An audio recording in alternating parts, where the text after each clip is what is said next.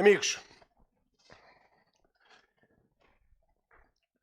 se na rua alguém olhar para vocês, os vossos vizinhos olharem para vocês, quem é que eles veem?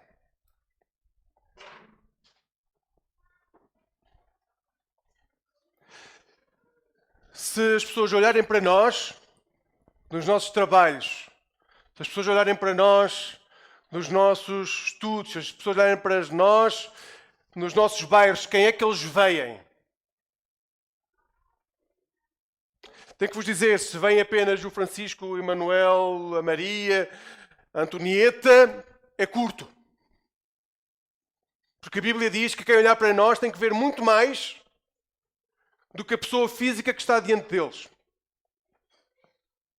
E hoje vamos ver a história de alguém que fez isso de forma extraordinária. Nós estamos com a série de mensagens sobre Atos dos Apóstolos. Já falámos sobre o poder da cruz, como diante de todas as circunstâncias o nosso papel é falar da cruz, como a cruz transforma vidas. Agora estamos a falar sobre como o Espírito Santo nos capacita para fazer algumas coisas. Então convido-vos a ler a história de Estevão, uma pequena parte da história de Estevão. Convido-vos a ler Atos 7, 54 a 60. Atos 7, 54 a 60. E quem encontrou, seja qual for a versão que tenham na mão, podem ler, por favor. Volto a perguntar. Quando as pessoas olham para vocês, quem é que vem?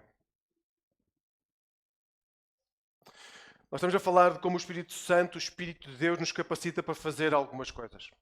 Nós vivemos numa sociedade onde achamos que o nosso mérito dá para quase tudo.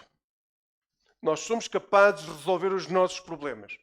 Nós, ou aqueles que conhecemos, têm as técnicas necessárias para desenvolver tudo aquilo que é necessário para que as nossas necessidades sejam cumpridas. E habituámos-nos a viver assim. Quando temos uma dor de joelhos, como a Mafalda, temos que ir ao médico. Quando temos um problema financeiro, vamos a um banco ou um consultor financeiro. Quando queremos criar uma empresa, procuramos gestores. Quando a nossa vida conjugal passa por dificuldades, procuramos psicólogos. Ou seja, nós temos no mérito aquilo que achamos que é suficiente para a nossa vida.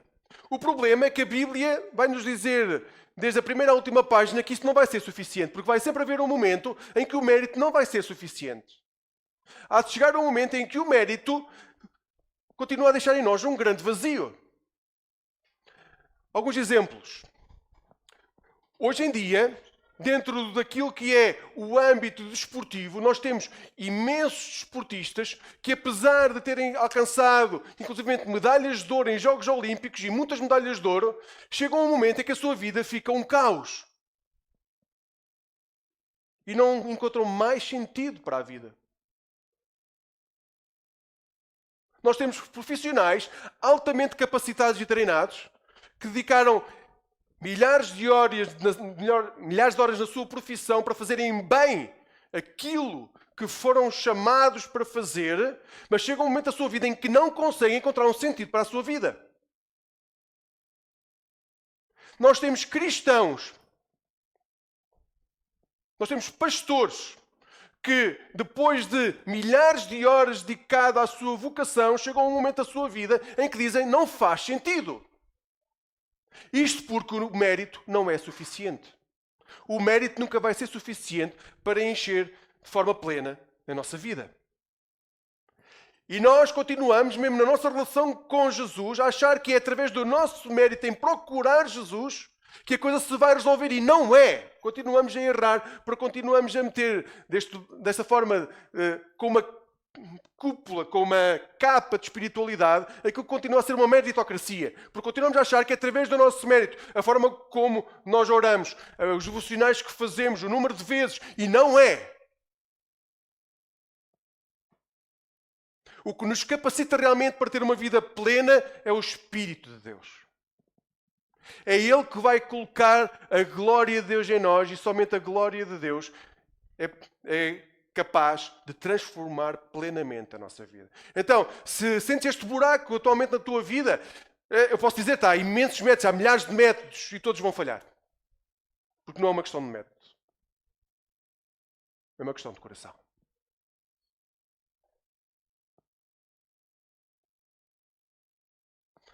Hoje, nós temos um texto que nós lemos a partir do versículo 54, mas ele começa bem antes, capítulo 6. E nós temos a história de Estevão e dos diáconos. Assim que Jesus ascendeu aos céus, começou-se a criar a comunidade cristã em Jerusalém. E a comunidade cristã era vista, o texto vai nos dizer que até os sacerdotes do templo começavam a gostar de olhar para aquelas pessoas e envolviam-se com aquilo que estava a passar entre os cristãos. Aquelas pessoas cuidavam realmente uns dos outros. Vendiam o que tinham, distribuíam uns pelos outros, só que como em tudo era feito por seres humanos. E vai começar a surgir uma dificuldade, que por algum motivo, aqueles que não eram judeus de raiz, que eram os helénicos, que vinham de fora, achavam que não estavam a ser cuidados como os judeus estavam a ser cuidados. Que as suas viúvas, os seus pobres, não estavam a ter a mesma atenção do que aqueles que eram judeus, que tinham nascido em Jerusalém, que eram judeus de raiz. E era difícil dar resposta a esta dificuldade. Os apóstolos, o texto está a entender que até colocaram a hipótese de serem eles a equilibrar essa distribuição para que fosse justa. Mas o texto vai dizer que depois quando souberam o que estava a passar, eles optaram por não o fazer. Porque eles tinham um objetivo muito claro. O objetivo dos apóstolos era oração e pregação da palavra. Neste ponto, já falámos isto há 15 dias. Muito cuidado. Quando vocês são chamados para fazer uma coisa, não se distraiam com o que é secundário. Vocês, quando chegarem junto do Pai, diante de Deus, Ele não vos vai perguntar porque é que não foram a pessoa que está ao vosso lado. Deus não vai perguntar porque é que eu não fiz aquilo que o Diogo devia fazer. Ele vai me perguntar porque é que eu não fiz aquilo que Ele me chamou a mim para fazer.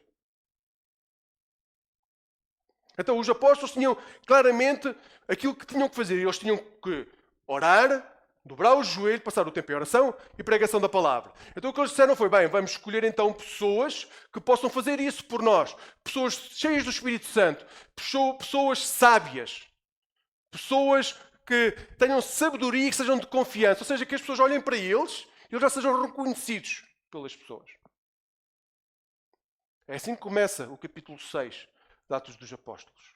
E então, no versículo 8, diz que Estevão, um desses que foi escolhido, o texto diz que ele estava cheio de graça e do poder de Deus, de tal forma, imaginem isto, uma pessoa cheia de graça e cheia do poder de Deus, que fazia milagres.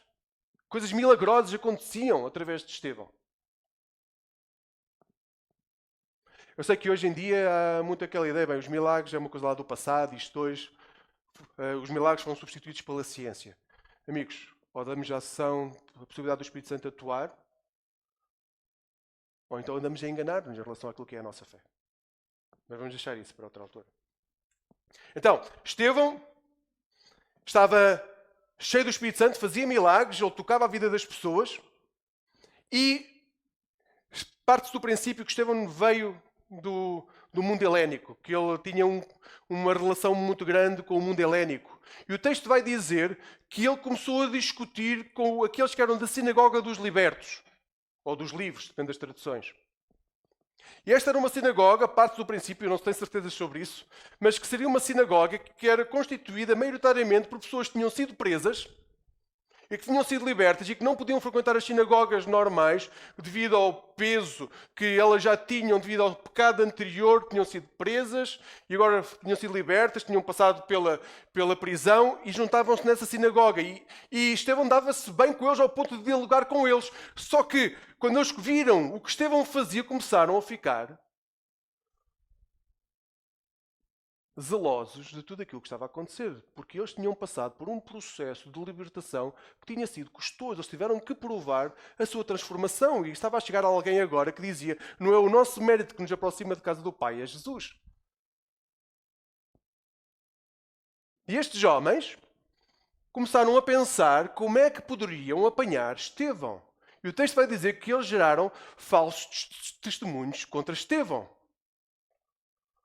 Eles acusaram Estevão no tribunal judaico, no Sinédrio, de falar contra Deus, de falar contra a lei, de falar contra Moisés, de mentir, de blasfemar contra Deus, e a blasfémia era um dos poucos crimes. Bem, na realidade havia 18 crimes pelos quais as pessoas podiam ser apedrejadas, e a blasfémia contra Deus era um deles. Então Estevão é levado ao tribunal judaico. E dentro do tribunal judaico as críticas continuam por parte destes homens. Há mais pessoas que se levantam, que dão testemunho contra Estevão. E o tribunal dá a possibilidade de Estevão falar. E Estevão então encontra a história.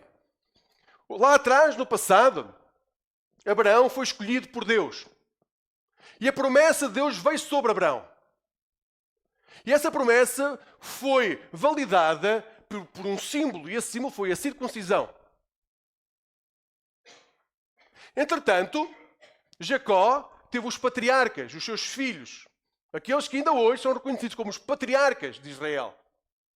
E esses patriarcas, por inveja, venderam o irmão. Que foi para o Egito, mas foi por ir para o Egito que ele pôde salvar depois o próprio povo. Entretanto, o povo cresceu muito, e podem ler o versículo 7, é isso que Estevão está a dizer no capítulo 7. O povo cresceu muito e veio um rei, o texto não diz um faraó, ou seja, teoricamente veio alguém de fora que não conhecia o povo, e este rei vai oprimir aqueles que estavam a crescer muito, que era o povo judeu.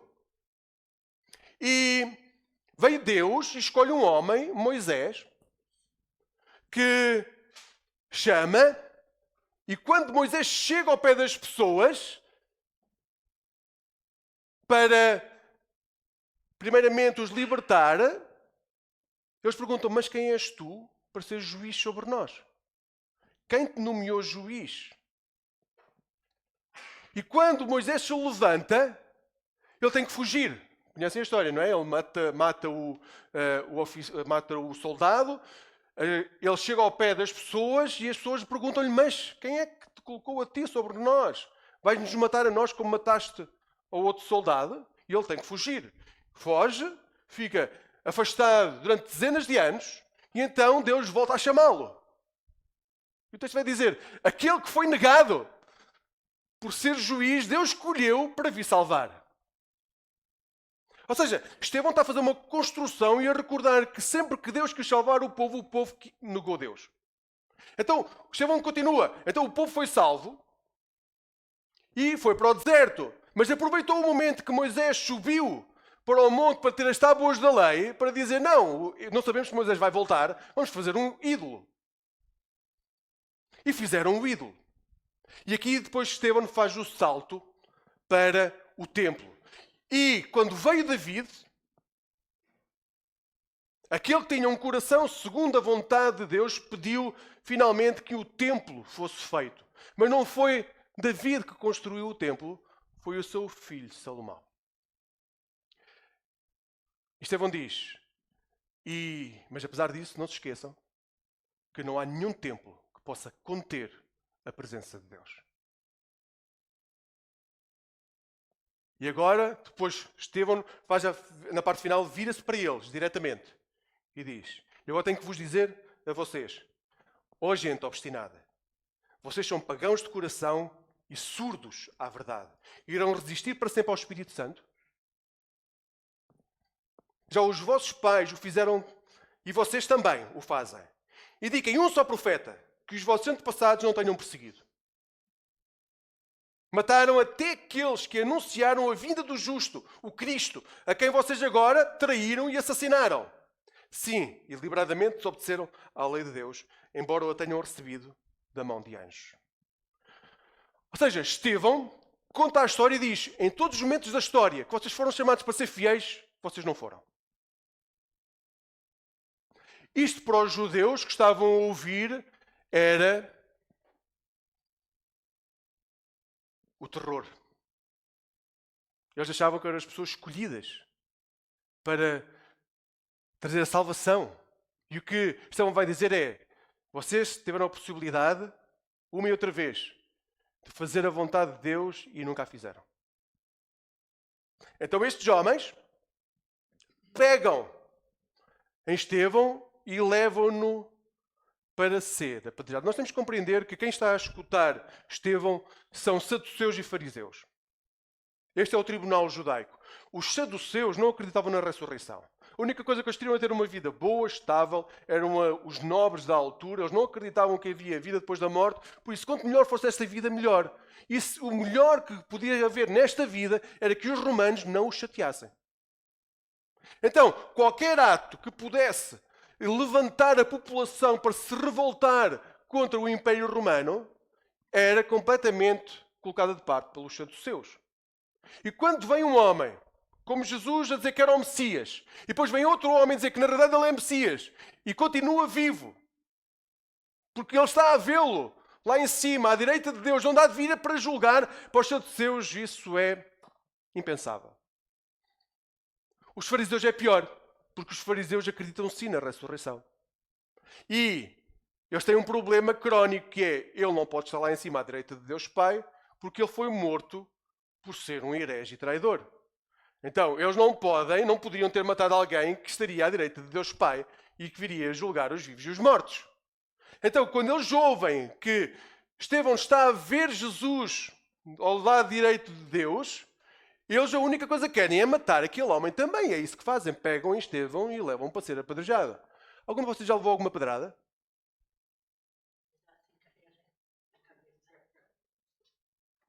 E como é que foi? Vou-vos dizer, nós não sabemos ao certo como é que era no tempo de Jesus, mas sabemos agora onde há lapidação. As normas de lapidação atuais dizem que a pedra não pode ser grande o suficiente para matar logo à primeira, senão acaba-se logo a questão, não é? Então não pode ser muito grande para não matar logo a pessoa à primeira, mas também não pode ser muito pequena, porque senão vão lá passar horas e horas e aquilo não vai fazer nada mais a não ser um desconforto. Então a pedra tem que ter o tamanho ideal, mais ou menos o tamanho de uma mão fechada, para causar dor e ir matando e matar, na realidade. E isso é o que se passa agora nas religiões que continuam a optar pela lapidação como uma forma de castigar aqueles que vão normalmente contra leis morais. Naquela altura, Estevão foi morto à apedrejada. Centenas ou dezenas, pelo menos, de pedras a bater no corpo daquele homem até que ele morreu. E na altura em que ele começa a ser apedrejado, ele diz: Senhor, recebe o meu espírito. Onde é que nós já ouvimos isto? Na cruz. Jesus a dizer: Senhor, recebe agora o meu espírito. E outra coisa que Estevão diz é: Senhor, não coloques sobre eles a culpa daquilo que está a acontecer aqui. Onde é que nós já ouvimos isto? Na cruz. Quem olha para nós, quem é que vê? Quando olham para nós, eles veem a cruz com pernas a andar sobre a face da terra. Veem Jesus em nós.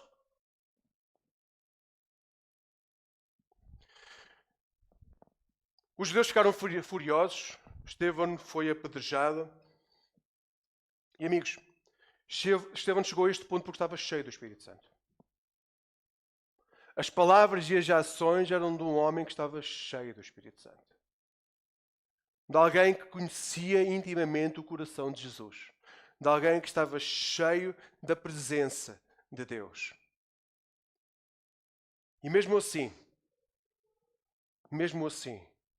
foi morto.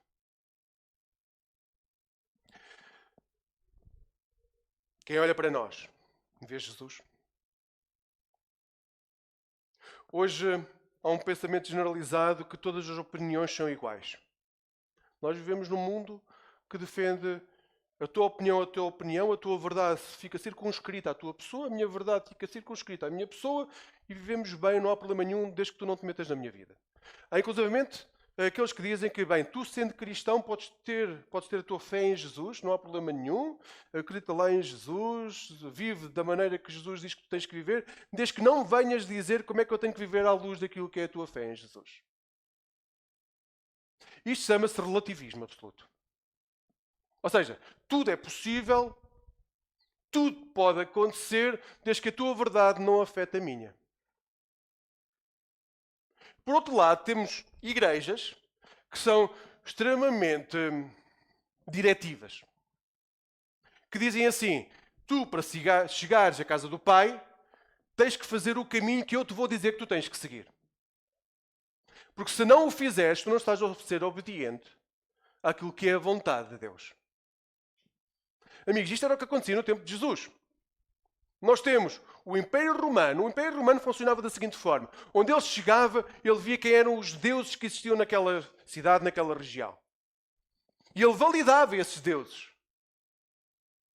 Esses deuses passavam a integrar aquilo que eram as possibilidades do culto do Império. Porque o Império Romano o que dizia era todos os cultos podem acontecer porque cada Deus tem o seu limite geográfico, tem o seu limite de ação, então todos podem conviver desde que eles não se afetem uns aos outros.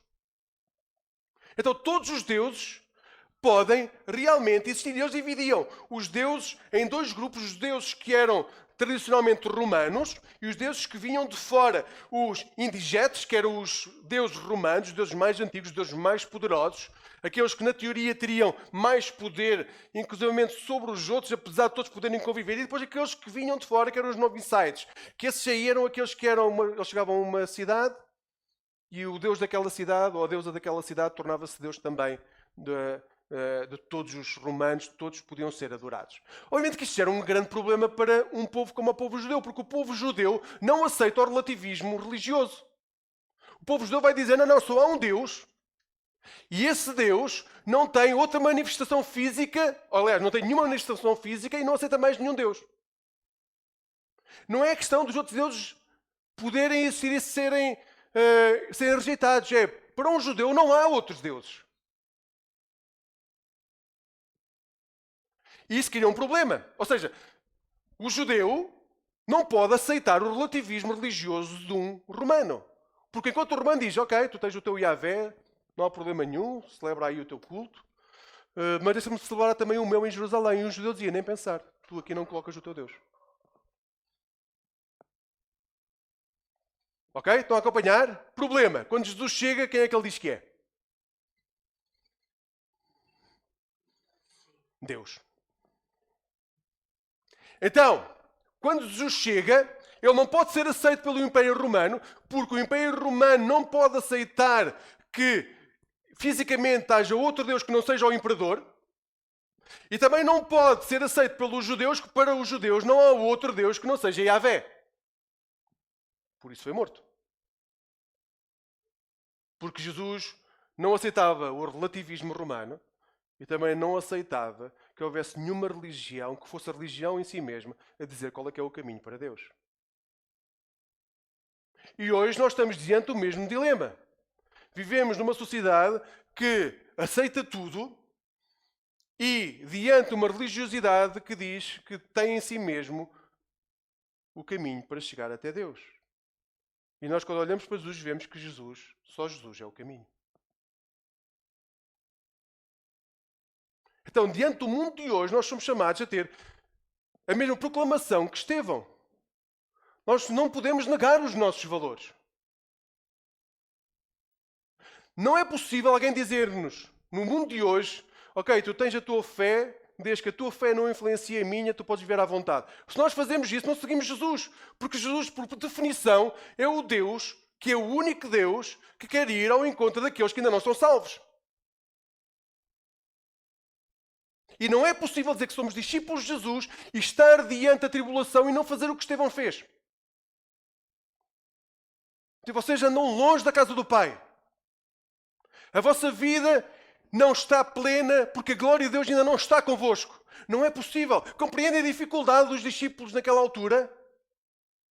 Tenho que vos dizer exatamente a mesma dificuldade que nós temos hoje. Temos é que saber se queremos comprar abrigo ou não. Estar diante do tribunal, seja qual for o tribunal, seja qual for o momento, e dizer: Jesus é o único caminho. Não há mais nenhum caminho que leva à salvação que não seja Jesus. É dizer a todos aqueles que nos rodeiam que não temos os mesmos deuses, lamentamos, mas não é o mesmo Deus. O Deus que se manifesta em Cristo Jesus não é o mesmo Deus das outras religiões. Não é. Porque o único Deus que nós conhecemos verdadeiramente é aquele que se manifesta em Cristo Jesus. Fora disso, são concepções que nós fazemos daquilo que entendemos que o texto sagrado nos diz. Mas Jesus é a personificação real de quem é Deus. Então, ou somos discípulos de Jesus e somos iguais a Jesus, ou andamos a enganar-nos. Amigos, hoje nós somos chamados a ter realmente um tempo de decisão. Quem é que queremos seguir?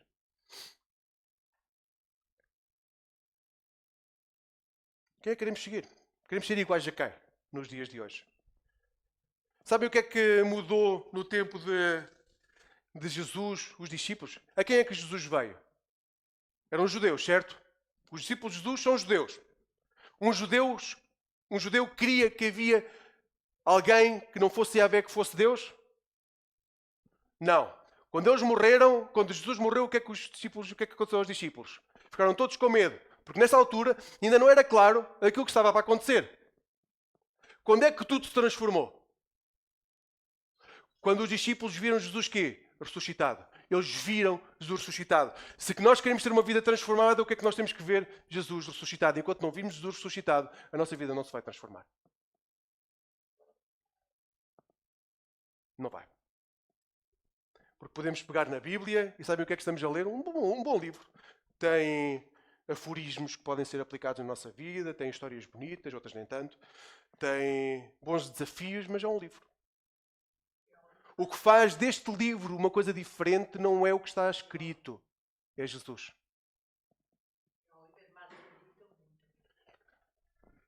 O que não faz, Mafalda, o que também não quer dizer grande coisa. Porque, exatamente, porque no mundo em que nós vivemos, se todos os cristãos, ou quem tivesse uma Bíblia, fosse realmente discípulo de Jesus, glória a Deus por isso. Então, quando nós olhamos para Estevão, nós temos de tomar uma decisão. Quem é que queremos seguir? O que é que estamos dispostos a fazer para seguir Jesus? Estamos dispostos a abandonar o nosso relativismo religioso? Estamos dispostos a dizer, eu não vou seguir este caminho? Estamos dispostos a defender Jesus para que quem olhar para nós na rua possa dizer, este é um discípulo de Jesus? Atenção, o que eu estou a dizer não é que o nosso discurso deve ser, quando saímos da igreja, dizer, olha, tu és pecador, tu és pecador, tu és pecador, tu és miserável. Aquela ideia de primeiro mostrar o quão miseráveis nós somos e a pessoa fica completamente perdida, porque normalmente quando nós começamos a ver a miséria que há na nossa vida, nós compreendemos o tamanho da miséria que há na nossa vida. Para depois dizer, mas não te esqueças, não fiques aí porque há Jesus. Eu não vejo Jesus a fazer isso. O nosso papel não é esse, não é mostrar a miséria, é estar onde está a miséria e dizer, Jesus é a única fonte de salvação. É estar onde está a miséria, não é fazer com que as pessoas se sintam miseráveis. É estar realmente onde está a miséria humana, para onde está a miséria humana nós podermos levar Jesus, fonte de salvação, e dizer, assim como Ele transformou a minha vida, Ele pode transformar a tua. Agora, se Ele não transformou a minha vida, nós não podemos dizer isso. Porque, como vos digo regularmente, nós não podemos levar ninguém aonde nós estivemos. Tem que começar em nós. Então, hoje, que possas orar ao Espírito Santo. Que possas pedir que Ele encha a tua vida. Te dê a coragem da proclamação. Te dê a coragem de não negares os teus valores. Te dê a coragem de seres igual a Jesus. Igual a Jesus. Para que quem te vir no teu trabalho possa dizer, aqui está um cristão. E cristão literalmente significa um pequeno Cristo. Para que quem está na tua família e não é crente possa dizer, ele é cristão. E até pode dizer, ele é cristão. Quase como desdém. Mas compreendem que até o desdém pode reconhecer algo extraordinário. Ele é cristão. Estevão morreu, porquê? Porque foi reconhecido como cristão. E passado cerca de 2000 anos, qual é o testemunho que temos diante de nós? o testemunho de Estevão. E imaginem-se daqui a 2000 anos o testemunho, o vosso testemunho, o testemunho da igreja, já nem digo desta igreja, mas da igreja de Cristo sobre a face da terra, for reconhecido como sendo extraordinário nas dificuldades que enfrentamos nos dias de hoje. Então, orem ao Espírito, coloquem-se nas mãos do Espírito, porque só pelo Espírito nós vamos ser capacitados para sermos iguais a Jesus.